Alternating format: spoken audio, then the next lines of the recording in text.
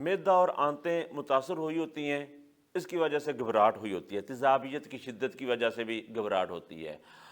Gas کی وجہ سے بھی گھبراہٹ ہوتی ہے، کئی دفعہ گرمی کی حدت کی وجہ سے خون کے اندر گرمی بڑی ہوتی ہے، اس کی وجہ سے بھی گھبراہٹ ہوتی ہے۔ تو بہرحال اس کی علامت بہرحال یہ ہے، اگر تو خون کی گرمی کی وجہ سے گھبراہٹ ہے نا، تو اس کے لیے سونف چھوٹی الائچی کا کہوہ مفید ہے،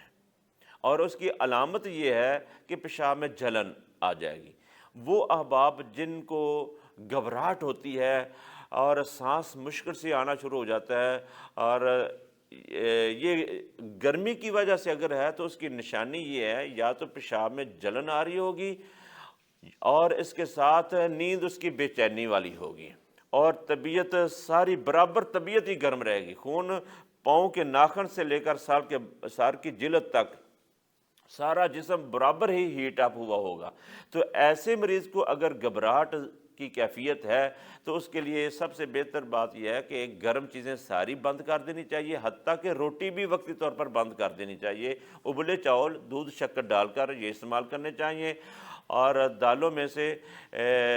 مونگی کی دال اور ماش کی دال بہت مفید رہے گی، سبزیاں کدو، ٹینڈیاں، توریاں، گاجر، مولی، شلجم، یہ چیزیں استعمال کریں، ابلے چاول دودھ شکر ڈال کر استعمال کرنا یہ سب سے بہتر ہے، اگر تو یہ گھبراہٹ گرمی کی وجہ سے ہے۔ لیکن اگر تیزابیت کی وجہ سے، گیس ٹربل کی وجہ سے یہ گھبراہٹ ہے، پھر یہ چیزیں جو میں نے بتائی ہیں نا، یہ استعمال کرنے سے نقصان ہوگا، یہی گھبراہٹ مزید بڑھ جائے گی۔ تو پھر اس کا حل کیا ہے؟ اس کا علاج یہ ہے، اگر تو معدے میں جلن، تیزابیت ہے، پیٹ میں گیس ہے اور توند بار آ رہی ہے، پیٹ پھولا پھولا رہتا ہے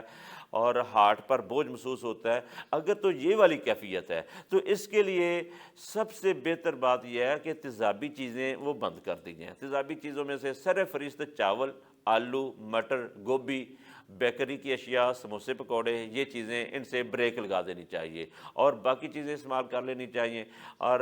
اس گھبراہٹ کا فوری علاج اگر کسی آسان ترین چیز سے ہو سکتا ہے نا، ممکن ہو سکتا ہے، وہ ہے اجوائن دیسی خشک پودینہ، 2 چیزوں کا کہوہ پیا جائے، وہ پیتے پیتے ہی معدے